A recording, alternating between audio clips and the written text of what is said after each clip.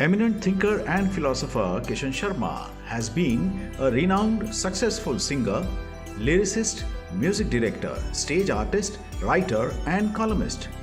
He has participated in more than 14,000 stage events, sharing the dais with prominent personalities from the world of film and theatre. As a journalist, he has penned more than 4,500 articles that have been published in highly established newspapers and magazines of India.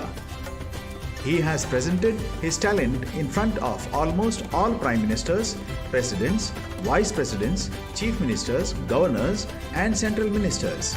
He has been honored by 5 presidents, 3 vice presidents, and 7 prime ministers so far.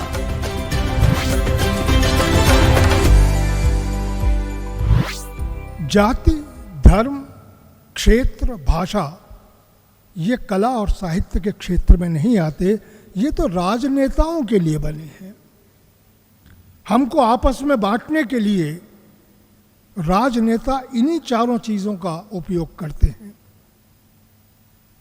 वो अपने आप को और अपने परिवार को जीवित रखने के लिए दूसरे लोगों की कुर्बानी दे देते हैं। वो अपने आप को विकसित करने के लिए दूसरों का विनाश करते रहते हैं। वो राजनेता हैं, कलाकार नहीं है। कलाकारों में पहला गुण यही है कि वो विनम्र होना चाहिए, उसमें लालच नहीं होना चाहिए, अपनी जो भी विद्वत्ता है, जो भी कला है, जो भी साहित्य की सेवा उसने की है, उसे बांटना आना चाहिए। मैं कुछ उदाहरण आपके सामने रखना चाहता हूं कि कलाकार कैसे जाति, धर्म, क्षेत्र, भाषा से अलग हो जाता है। उस्ताद बड़े गुलाम अली खां साहब का नाम शायद नई पीढ़ी ने ना सुना हो, लेकिन वरिष्ठ लोग अच्छी तरह जानते हैं। विश्वविख्यात गायक। उनको कुछ लोगों ने ये कहा कि खां साहब, आप कहाँ हिंदुस्तान में सड़ रहे हैं, पाकिस्तान चलिए, वहाँ आप बादशाह बन के रहेंगे।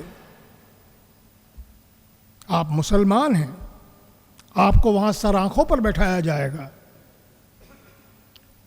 कई बार जब ये बात सामने आई तो एक दिन बड़े गुलाम अली खां साहब ने अपने परिवार वालों से कहा, चलो भाई एक बार पाकिस्तान भी चल के देख लेते हैं, कैसे बादशाह होते हैं मालूम पड़ेगा।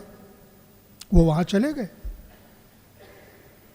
वहाँ जब वो गए तो उनके सम्मान में राष्ट्रपति महोदय, मुख्य न्यायाधीश महोदय, बड़े बड़े मौलवी, बड़े बड़े विद्वान, बड़े बड़े धनवान सब आए।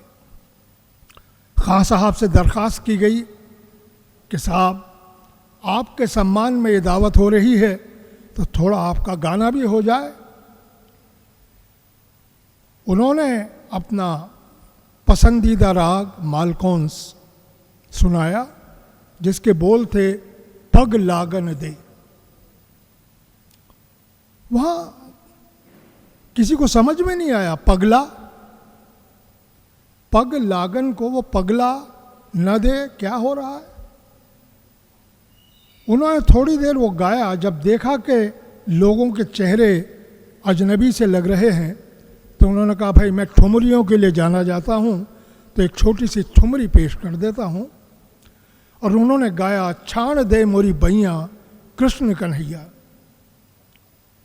वहाँ जितने लोग बैठे थे उन्होंने उनको रुकवा दिया। बोले, क्या कर रहे हो खां साहब, आप पाकिस्तान में बैठे हैं, यहाँ के सदर रियासत सामने हैं, इतने बड़े बड़े लोग बैठे हैं और आप यहाँ पर कृष्ण कन्हैया को याद कर रहे हैं।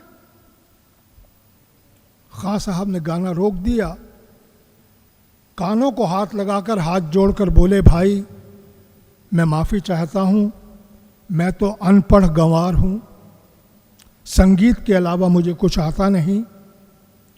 आप लोग तो इतने विद्वान लोग हैं, आपको अगर ये लगता है कि यहाँ अल्लाह मियाँ का नाम लिया जाना चाहिए, तो आप मुझे बताइए क्या ये अच्छा लगेगा और अगर मैं गाऊं छाड़ दे मोरी बहियां अल्लाह मियाँ। ये कृष्ण कन्हैया को ही सूट करता है। ये राम को भी नहीं जचता, ये शिव को भी नहीं जचता, ये गणेश को भी नहीं जचता, ये हनुमान को भी नहीं जचता। छाड़ दे मोरी बहियां, ये छेड़छाड़ केवल कृष्ण कन्हैया को ही शोभा देती है। दूसरे दिन उन्होंने हाथ जोड़े और वापस हिंदुस्तान आ गए। बोले मुझे पाकिस्तान में नहीं रहना जहां पर कृष्ण कन्हैया का नाम लेने पर बंदिश हो, मैं वहां जाकर गाना नहीं गा सकता।